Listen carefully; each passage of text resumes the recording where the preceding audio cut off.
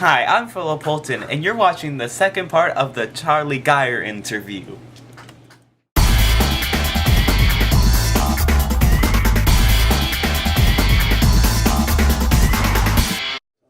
Anyway, it was an amazing studio, Yeah. and we were drawing a lot of people, and I Yeah. would pray every day going off to teach, and I still do. I don't. Yeah, I mess mean, these- that's, I mean, I don't mess these kids up. Yeah, That's my prayer. And exactly, yeah. God, make me a good teacher. Yeah, Help me help this student. And Yeah. I've seen some unbelievable things happen from that prayer.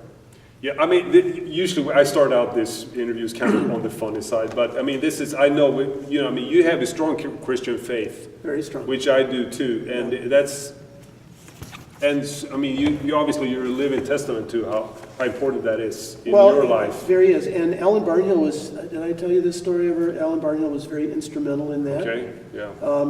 I was sitting in the pit. We were playing some ballet or opera rehearsal. Yeah. And it's a short story. Yeah. It's not, so you might get another beep. Yeah.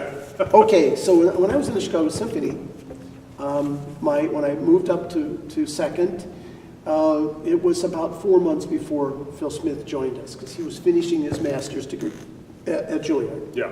And we let him do that. Oh, graciously, I had anything to do with it. Yeah. And so when he joined, we had a downstate tour, like within a month. And most of that, I wanted to stay with my parents, because they were in Peoria, Illinois, and I did. And so I drove the tour, and they were always on buses. Yeah. Which they never did again. They Yeah. never agreed to that. And Schulte's conducting. But one night, can't remember which town it was, Decatur, Illinois, I needed to have a roommate. Phil, you want to room together? So we roomed together one night. And this is sort of a funny story. And Phil, of course, I tell Phil many times this story. So at that point in my life, I am a recruiting atheist. I am out there beating the drum to be an atheist. I wasn't out there beating, but No, okay. but I was an atheist, and Yeah. I used to tell people that were Christians or had any faith at all that was a crutch. You know, so evangelizing Yeah. somewhat. So we brush our teeth, get into our single beds there in our pajamas, and the lights are out, and all of a sudden I said, "Hey, Phil, do you ever see any movies?" I hardly knew Phil at all. Yeah. You know, I loved his playing. Yeah. And we sort of formed a little orchestra quintet. Do you ever see any movies? He said, "Oh yeah, sure." I didn't know anything about Phil. Well, I just saw this movie called The Omen. Omen. Yeah. And it ended up being a trilogy, but this was the first one. It's kind of thriller, sort of It's horror. it's the, I don't know anything about it, so. well, he said, "Oh, I never see movies like that." Yeah. I said, "Well, why?" He said, "Well, it's about the devil. And I know the devil exists, and I'm not going to give him any credit or any time." And I thought to myself, I was really scared by that movie, really scared. Oh, okay. And I thought to myself, I'm an atheist. I don't believe in the devil. Why should I be scared? Yeah. And so I kept talking about it. I said, well, that's really interesting. I said, so are you a Christian? But Phil?" so you didn't laugh him off then? No, I said, No. I just thought. Yeah, Probably. yeah. So are you a Christian, Phil? He said, well, yeah. I said, well, I knew you were in the Salvation Army, but I thought you did that people just raised money and, Yeah. for their stores. Yeah. And then he laughed. Yeah. He said, no, it's in England, and it's like the Presbyterian Church, the Lutheran Church. Yeah. I was brought up in that. So I kept buzzing and asking questions. And finally he said, well, Charlie, this is a Hollywood rendition of the coming of the Antichrist. Because there were 3 6s on this little baby who was switched Yeah. on a rainy, dark night in some European country. And the babies are switched, and the original baby that was born to the mother is killed. And this baby has got 3 little 6s, so it's buried in here. Yeah. And he's being brought up, and it's scary. And the guy finally rises where he's close at hand to get into the White House, the father. Very powerful position. Yeah. Anyway, so I'm buzzing about all this, and we were up till 4 in the morning. And Phil said, well, you know, Charlie, so like I said, it's Hollywood. The Bible, there's a lot of theologians that have studied the Bible, and there's a lot of things that are not symbolic, but they're very clear. And when you go from one book to the next book, and you from the Old Testament to the New Testament, he's explained some stuff. And I was baptized in Lutheran, but it didn't mean anything. I went away from it as soon as I started getting into college. You're a guy, you're a German, so you're Lutheran, obviously. Yeah, I suppose my parents, And so, and I was sprinkled with water when that didn't cleanse me at all. It didn't do anything, spiritually or physically. And so, at any rate, he started saying things, and he just planted a lot of seeds. He told me when the final battle of the world would take place and where, the Valley of Megiddo, Armageddon, and what those things meant, and that the Antichrist would be around, and various things. And I was like, up till 4 in. So we never talked about it anymore. That was 1975, January or February. Yeah. Okay? So I get the job down here, and it was a shot in the arm. Because my life was going down the tube. I got to the point where I hated Chicago. I was listening to the news all the time, which was just depressing. I didn't like the orchestra anymore. I got divorced. Not too long before that, and a number of things. I was ready to quit the trumpet and go to Vancouver and just work on a fishing boat, and then get enough money to finally be a carpenter, and then I wanted to be an architect, which I always wanted to do. Yeah. And that was my plan. And I knew Barbara, that's why I was going to go to Vancouver. Of course, we weren't talking about getting married. So that's where I was in 1977, and I got a call from Houston Symphony, and from Bill Klingelhofer, who was in my Chicago Brass Quintet, but he's the associate principal down here. Charlie, you got to get out of Chicago. And I said, Bill, you have no idea. You're absolutely right. Oh, well, call the personnel manager. Well, Bill forgot. 6 weeks went by when he was supposed to call me. Yeah. And he actually made the excuse that he thought his wife, Jill, was going to call me. So by the time I called, I said, oh, we didn't think you were interested. So we already have da-da-la-da-la coming in. He's been acting co-principal with New York Philharmonic, and I can't think of his name all of a sudden. And he's very interested. We're talking salary already. He's going to come in and do the all Strauss waltzes over New Year's as his audition. And so I'm very sorry. Okay. So January 5th, I get a call.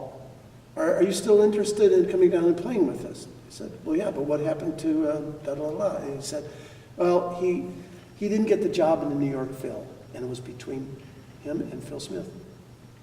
Oh, those two. Yeah. And he didn't get that job, and his Mongoloid son died prematurely, and he's not even playing.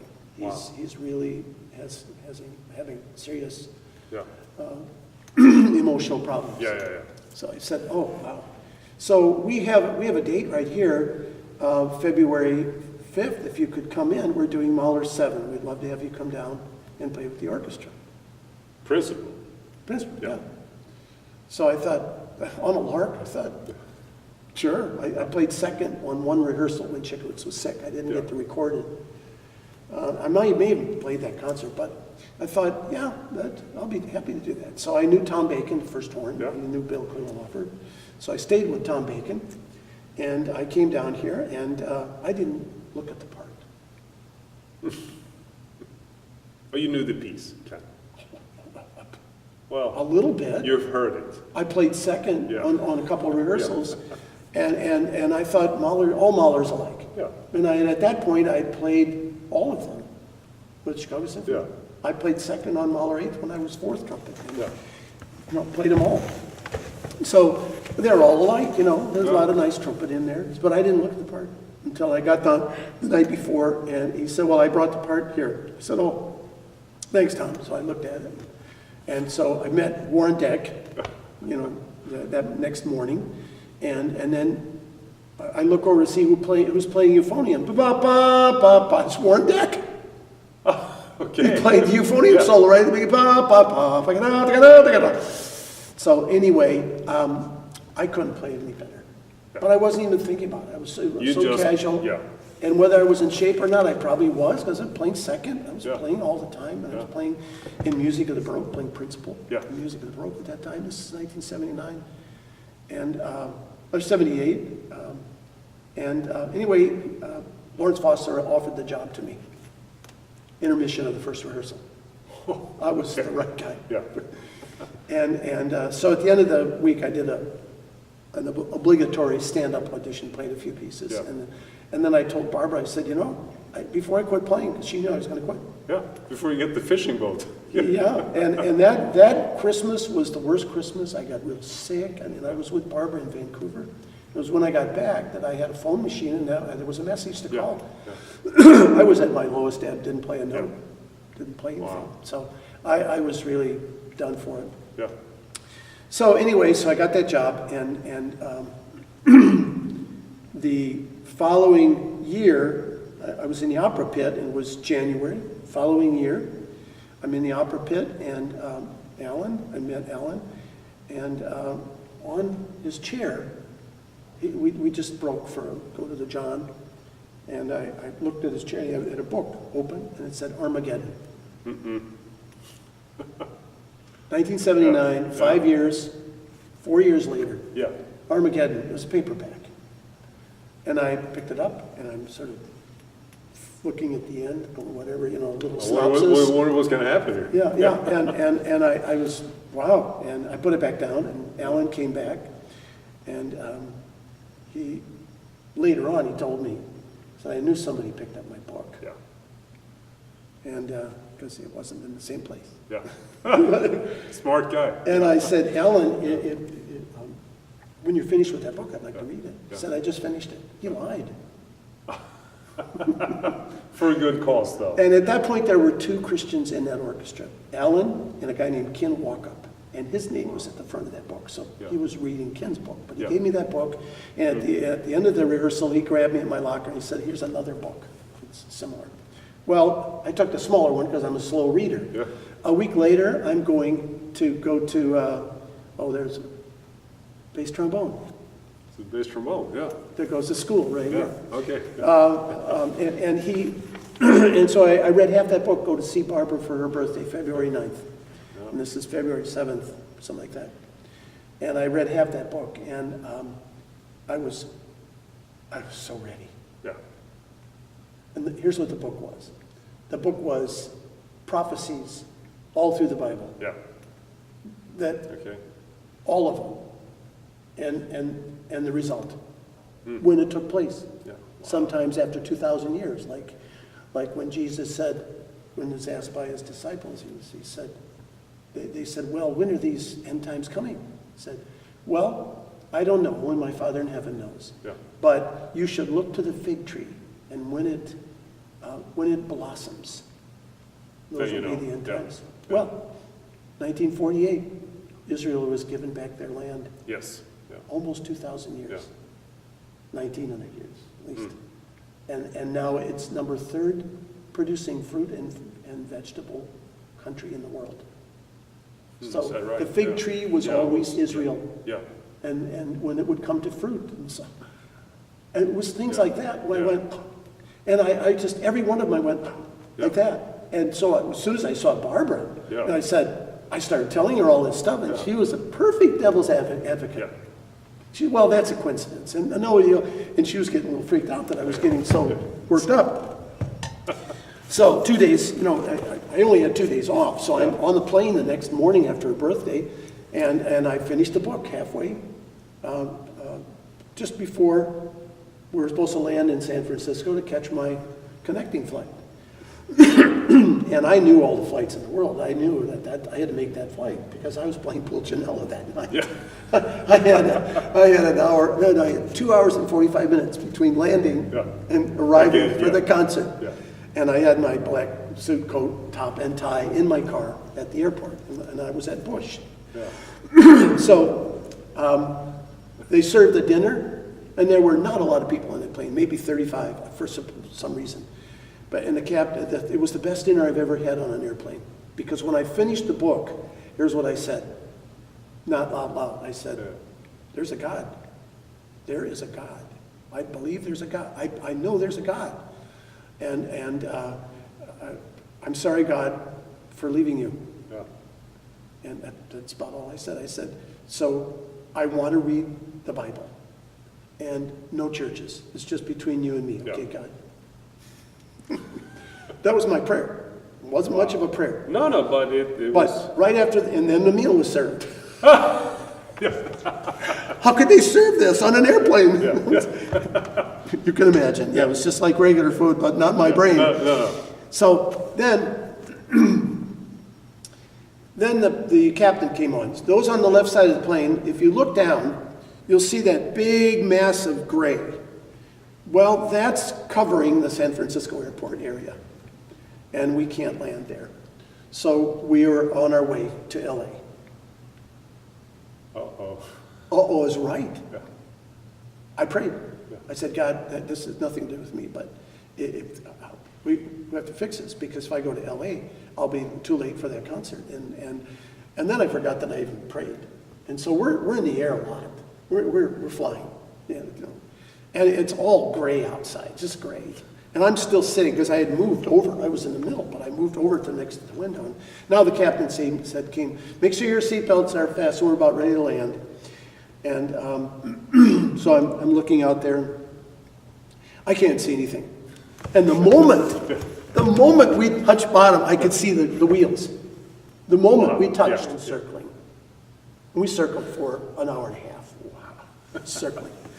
So I thought, wow. So, of course, we landed so late. Now I'm not sure I'm going to make my connection. Yeah. In fact, I'm sure I'm not. Yeah. So, and it was in another terminal in San Francisco. So I'm running, praying again. Hold that plane. I run up to the counter. Nobody's around. I said, has the plane got a lot left? He said, it hasn't even landed yet. Oh, thank you. I'm not even saying thanks. I'm not even really aware God's there. But I did ask, you know. So I got on the phone. I said, he said, I think it's landing right now. So I got on, and then I prayed again. I said, oh yeah, we'll be taking off as soon as those people get off, and we'll reload. And when are you expected to get in? About which was going to be 20 minutes before the concert. So I called Tom Bacon. I said, I don't know what you can do, but this has all been delayed, and I'm going to get into the airport. So he had a manager type. So cute gal, I remember. Yeah. Meet me at the gate. In those days, you could do that. Yeah. She hustled me right out, and she could also park out front and double park, and she could do that. And we went right there, and we arrived right in front of the stage door entrance, and the conductor's standing there. It was the assistant conductor, and he's standing there smoking a cigarette. And I drove up, and he said, oh, Charlie, I'm so glad you're here, but don't worry. I'd always wanted Pulcinella last, so we put it last. It was supposed to be first. And the librarian standing there with a black suit jacket with his tie. Yeah. That's fantastic. Yeah. So the next day, we had a rehearsal, or 2 days later, whatever. And I handed the book to Ken Walkup. Oh, okay, yeah. And I said, Ken, I know this is your book. I got it from Alan. He said it was done with it. But thanks for the book. It changed my life. Yeah.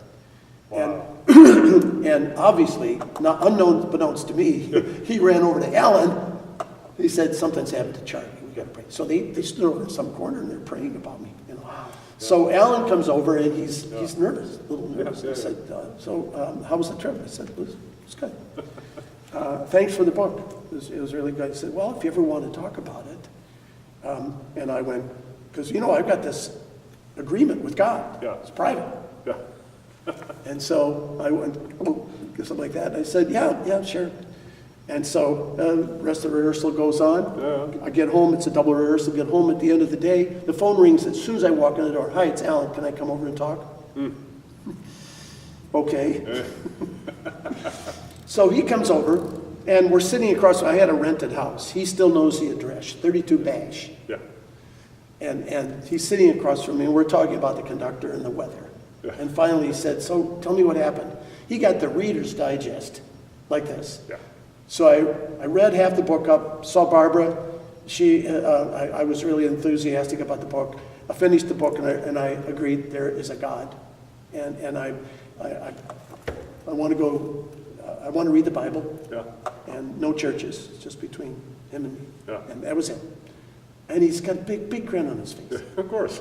That's all. He's just grinning. And then he said, well, let me tell you when I gave my life to Jesus Christ. When he said Jesus Christ, Yeah. that was too overwhelming. It was as though he had pulled out a 12-foot long lance and pushed it through me up against the wall. And I was held captive. I was not in pain, but I just I was stunned by the name Jesus Christ. Wow. Because this was God. Yeah. Generic. Yeah. Just a generic God. You know? Yeah. Ruler over all, creator of the world. Even though I'd read about Jesus, these prophecies were about Jesus, but maybe not. Maybe this book was all Old Testament prophecies. Yeah. Could have been. Yeah. Because there's thousands of those too. Yeah. Maybe none of them were about Jesus. I don't know. Yeah. I don't really remember. People would ask me who the author was. I just remember it was mostly white and it was about this thick. Yeah. I gave it back. Yeah. And when he finished, he's still grinning, and I just got up and hugged him. Wow. So he said, he had a Bible study and stuff. Okay, but I got to tell you one more story. So it's about 5 weeks later, and I'm just cruising along, and he eventually invited me to this singles Bible study, which was in his church, St. Andrew's. Presbyterian. And he said, I know you're married, and I know you don't want to be in the church, but it's just a Bible study. I said, okay. At the end of every meeting, people would pray. I didn't have anything to pray about. I was happy playing first trumpet. Yeah. Oh, by the way, trumpet playing. When I first started in Houston, I couldn't play any better, but it started going down. Everything was going down. So even you started until I found God. Oh, really? So It was that next February. So all the same things that I didn't like in Chicago, I could see were creeping back in. It wasn't just my playing, but that was just one of the things. Yeah. Because if you're not a Christian, your playing is everything in the world. Yeah, that's your identity, obviously. Yeah, you wake up in the morning, dear God, I hope, or dear somebody, I hope I have a good lip. As students, that's what people think. Yeah. That's the way I was. Yeah. And I was realizing, like, whoa, we did Ein Heldenleben, the first rehearsal. Herson couldn't have played it any better. Yeah. But on the rehearsal, I couldn't hold the high C. That's like 6 measures in the concert. Yeah. And I was embarrassed. And so what's going on? And like I said, there's no doubt in my mind that when I played Mahler 7, I had God's lip. Yeah. I was Gabriel playing there. Wow. I couldn't have had more fun, Yeah. and it could not have been more easy. Not a care in the world. I was always a good reader, and I was reading. Yeah. And I knew them all, and I was an ensemble player. That's what I did. Yeah. Well, you can tell my time is right. Oh, yeah, I'm with the conductor. Most conductors like me. Oh, yeah. If I don't use vibrato. Yeah. So, but it affected every area of every your part of my life. Every part of your life. And then when I saw that book, it was like, oh my God, that's what I've been looking for. Yeah. And so Alan, but about 6 weeks later, I'm in a rehearsal. Yeah. Ned Batista, we're sitting together, and I said, Ned, when I got up this morning, I couldn't find my wallet. I went shopping the night before, but I called them, and I couldn't find my wallet, and I had some money in there, but I just replaced my cards, all of them, because I had lost it that fall in a movie theater with Warren Deck and Barbara went to a movie. And so I just, if somebody needs some money, I don't care. And Ned, remember him saying, oh, that's a really Christian thing to say, isn't it? And Ned's not a Christian. And I thought, maybe. Yeah. So on the way home from that rehearsal, it was a double again, I got this message. Well, why don't you go to the grocery store? So what? So you called. Why don't you go there? Yeah. It was right on the way. It's not there anymore. It's in the Galleria area, but obviously that property. So it was just right off of 610. I used to get on the Allen Parkway or whatever that is, and then cut over to 610 and get onto Westheimer. Yeah. I was just inside the loop on Westheimer.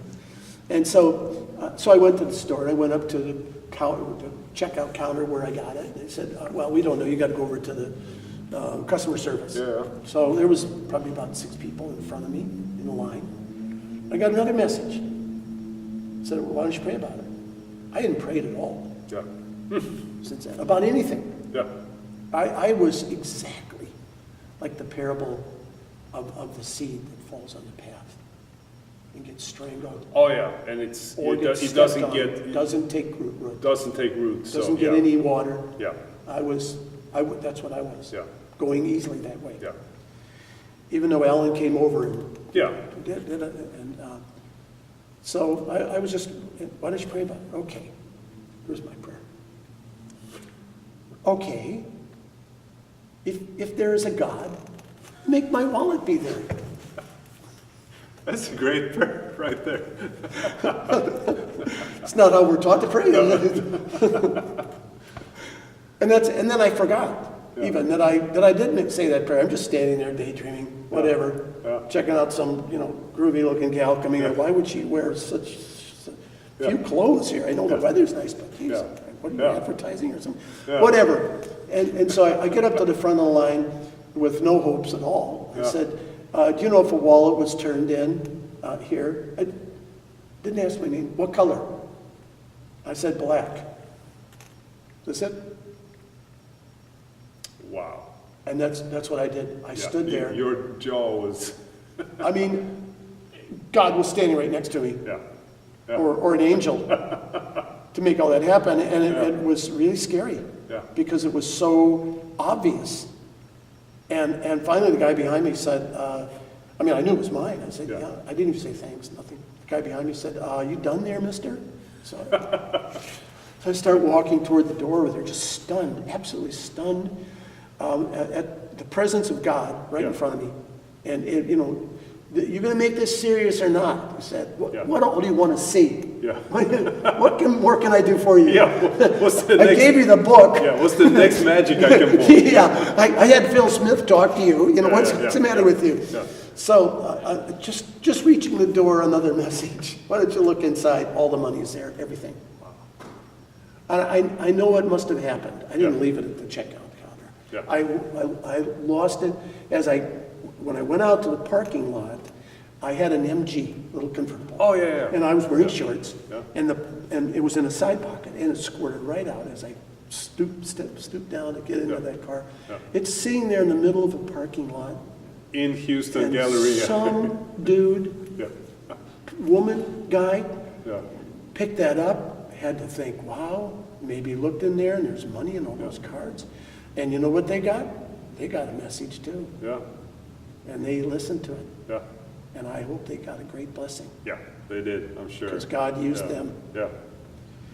So. That's fantastic. And there were many more. Yeah. There were so many. Yeah. It's astounding. So, of course, that June, or no, that end of that month, I sent a postcard to Phil Smith. Okay. Hi, Phil. I'm a Christian. Yeah, bye. Take care.